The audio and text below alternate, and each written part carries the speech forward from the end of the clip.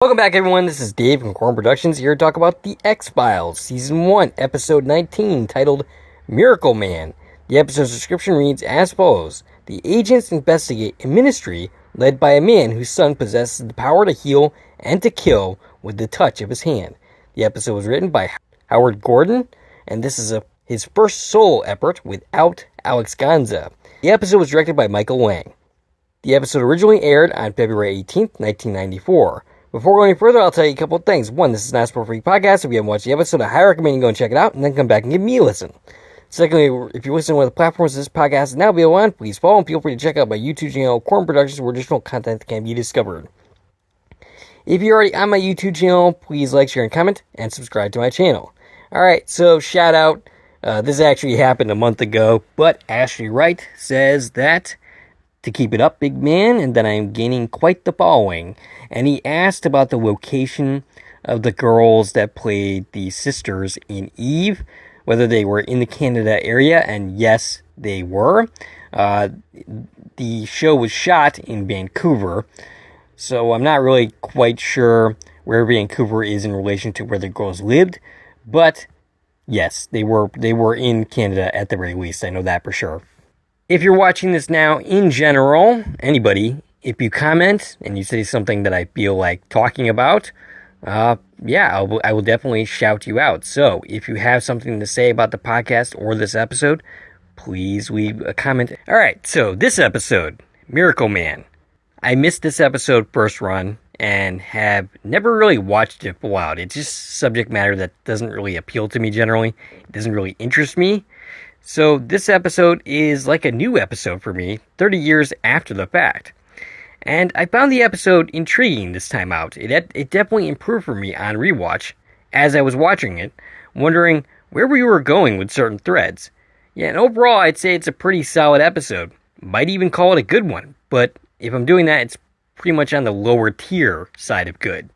Internet Movie Database says, producer R.W. Gort Goodwin felt that the greatest difficulty was finding enough Vancouver area actors who could portray a convincing Southern U.S. accent, so they hired a dialect coach to prevent the cast from sounding like they were coming from 15 different parts of the South. All the faith healing scenes in the tent were shot in one day with the help of 300 extras. We begin this episode at the site of a fire and many people being injured. One person is dead. A man and his kid opens the bag of a dead man and instructs the dead man to rise. And this is the younger version of Samuel that we will later see in this episode when we move forward in time. He keeps going on, and it seems like the person is dead and is going to stay dead, but then the severely burned person awakens and grabs his hand. Credits. And that's an oddly cheerful opening. When we come back to what looks like video footage of one of those faith healing scenes. Scully is presenting Mulder with a case, and of course, Mulder knows of the Reverend Hartley and his son. The sheriff wants the FBI to get a murder charge against the Reverend's son because of an incident when someone died while Samuel was attempting to heal him, or rather her. Scully says she knows this isn't an X-File, but Mulder doesn't seem to care. He seems intrigued by the case. The Reverend is played by George Gerdes. He has 79 credits for him, including Hidalgo, 3 episodes of Bosch, and The Girl with the Dragon Tattoo. He died on January 1st, 2021, at the age of 72. The Reverend Kid Samuel is played by Scott Bairstow. 28 credits for him, including a regular on Party of Five, Harsh Realm, and that's the Chris Carter series that got the axe early on, in which Carla Mack appeared. And Carla Mack is a voice actress that I frequently talk to nowadays. Carla says of Scott that he seemed like a really nice but very quiet person. He kept to himself mostly, probably because he might have been one of those actors that really focuses on their work. And if you'll pardon the indulgence, here's some pictures of hers from Harsh Realm.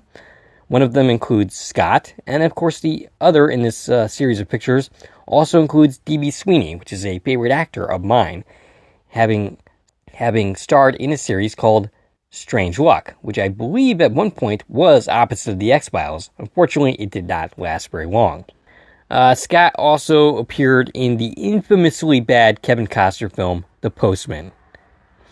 The agents arrived at Tennessee. We meet the sheriff, played by R.D. Call. 60 credits for him, including Last Man Standing, Colors, and an episode of Burn Notice. He died on February 27th, 2020. The person Samuel saved in the teaser, though it took me forever to realize this, is actually important to the episode. He's played by Dennis Lipscomb. 83 credits, including an episode of Roswell and an episode of The Invisible Man, which is a show that I used to watch. The agents watch a show. The Reverend announces, much to the crowd's disappointment, that Samuel will not be making an appearance, but he will return in 2 days. They go and talk to the Reverend, Mulder and Scully, that is, and they're looking to talk to Samuel, but they get the quick brush off. Sheriff Daniels talks to the agents to give them the coroner's report. Daniels is not a fan or a believer in the act, and Mulder casually drops a "people want to believe."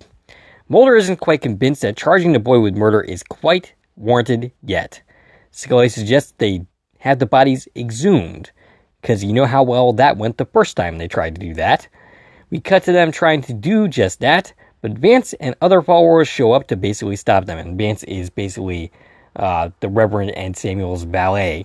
At least that's how he acts throughout the episode. He was the burn victim at the beginning of the episode that we saw in the teaser. The sheriff gets a call about Samuel being spotted at a bar, and they end up leaving anyway. By the way, it's pretty obvious to me, having watched this episode the second time through, that Vance's motivations for stopping digging up this body is actually for more selfish and self-interested reasons. So they go to the bar, and they spot a very drunk Samuel, and he's smoking, and he's not behaving in a very holy way, that's for sure. Doesn't seem to be too resistant to the idea of being arrested for murder, and he asks to finish his beer first. Mulder again wonders what evidence they have to actually charge Samuel, but the sheriff is pretty determined to charge him, and Mulder ends up asking for a moment to talk to Samuel. The sheriff grants him that. He sits down to talk to him, and he seems to believe himself guilty because he thinks he was too proud and being punished by God. He's now killing people instead of healing them. Samuel starts talking about Mulder's pain about losing his sister, and Scully wants to stop this because she really doesn't like what she's trying to do to Mulder here, or what she perceives he's trying to do to Mulder. But Mulder wants him to keep talking. Scully wins out here, and Samuel says he can't help him anymore with his pain. Samuel is arrested and taken away. Mulder is clearly buying in, Scully not so much. Alright, so throughout the series, usually the religious-themed episodes, Mulder and Scully almost switch places. She is a woman of faith, but here they basically stay on brand. Mulder consistently believes in Samuel's innocence throughout the episode. We have the court appearance, his lawyer is suggesting he be released without bail. Samuel doesn't want that and argues that it's not a good idea because he thinks he's going to end up killing again. And he almost gets contempt by the judge, but he ends up shutting up. The judge releases him on a $100,000 bail, and then the court is invaded by locusts. And how many times do you get a chance to say a phrase like that? Samuel says the Lord is testifying against him. Mulder thinks this is for real. Mulder believes that Samuel is the real deal and believes in his innocence. But Scully thinks his belief in Samuel has something to do with what Samuel said about his sister. But he thinks the kid is for real, that he actually is healing people, and Scully not so much. There's a knock at the door. It's Vance summoning him to talk to the Reverend. The Reverend wants his help. Mulder does not suggest in the scene that he thinks Samuel is innocent, even though that is what he believes. The Reverend wants Mulder and Scully to be at the show tonight. But outside, Mulder spots a little girl in a red dress who resembles his sister. He runs outside, and she's gone. Mulder doesn't tell Scully what he thinks he saw, other than a little girl. But he's clearly shaken. Before the faith ceremony, Vance arranges for a woman in a wheelchair to sit in the front row. Samuel doesn't think he can perform, but his father talks him into it. And so it begins, and it seems to be going well. But during the ceremony, Mulder spots, once again, a little girl that resembles his sister. But then, the wheelchair-bound woman collapses and dies. Samuel is removed from the stage, and he is clearly upset. Vance is arguing against an autopsy once again, and once again, I believe it's for self-interested reasons, but Scully convinces the family into letting them do so. Neither Mulder or Scully thinks Samuel is guilty, and it's brought up the fact that Scully is actually Catholic. Scully wants to know who Mulder was pursuing, and I think she actually knows the reason. She just wants Mulder to talk about it. She thinks Samuel has him really going, and guesses he was seeing his sister. Mulder thinks that what she is saying is that he's hallucinating and that he's crazy, but what she's really saying is he is seeing her because he wants to. It's the power of suggestion. The patient's willingness to believe. And what she was taught in med school is the fact that, belief and the willingness to believe, if the patient has that, they're already halfway to being cured, or at least treated. And that is very true. Like the power of belief. The mind controls the body. If you believe that you can be healed, then you likely have a better prognosis than if you don't. Which is why it is important, if you're sick from something like cancer, to remain positive. Because if you're pessimistic and you believe you're going to die, well, that's not going to help you heal or get any better. Scully conducts the autopsy. She thinks she was poisoned with arsenic or some other type poison.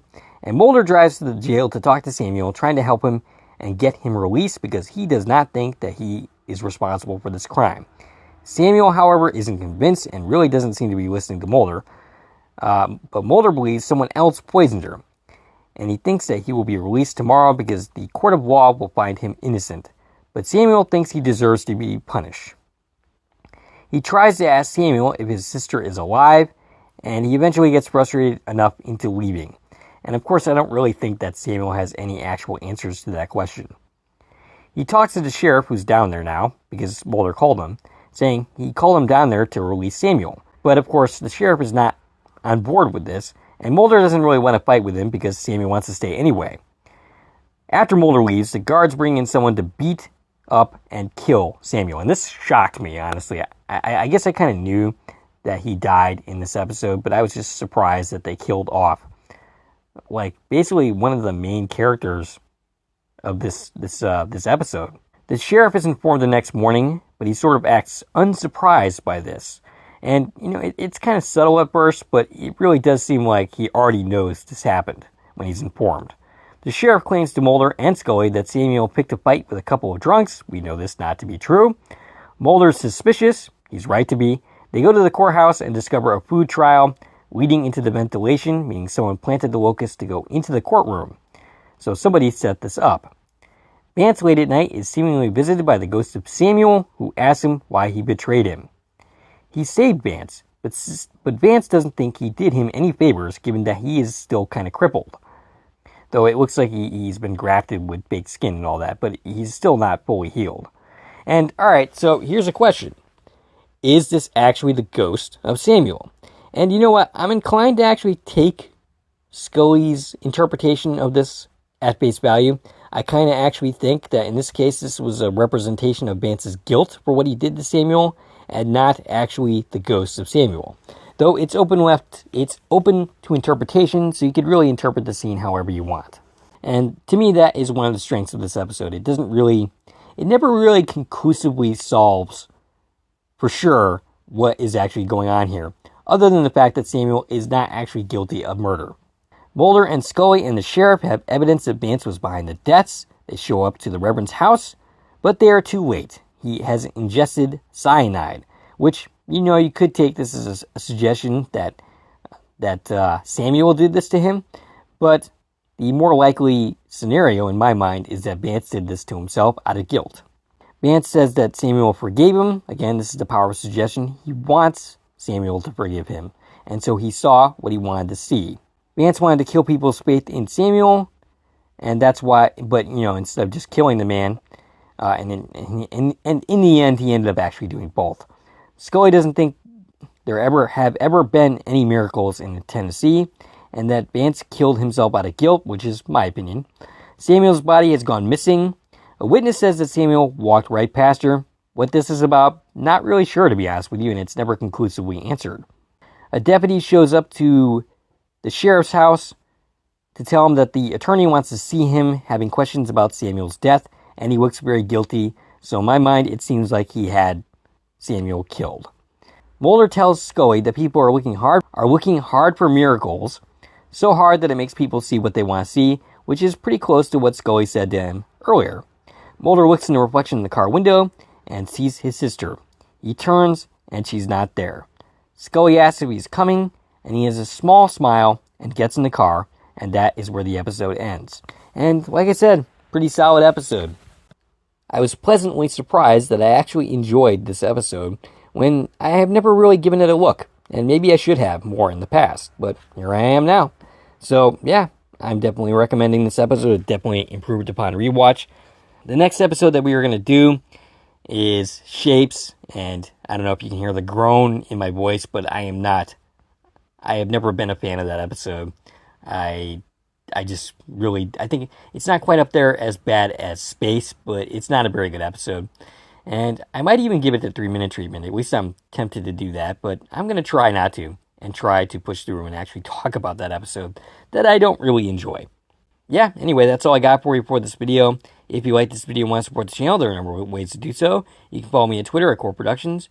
You can join one of my Core Productions Facebook pages. You can buy something from the Core Productions store on Zazzle. You can buy me a copy, which is a new way to support content creators such as myself. And of course, you can like, share, and comment on this video, as well as subscribing to my channel. This is Dave from Core Productions, signing off.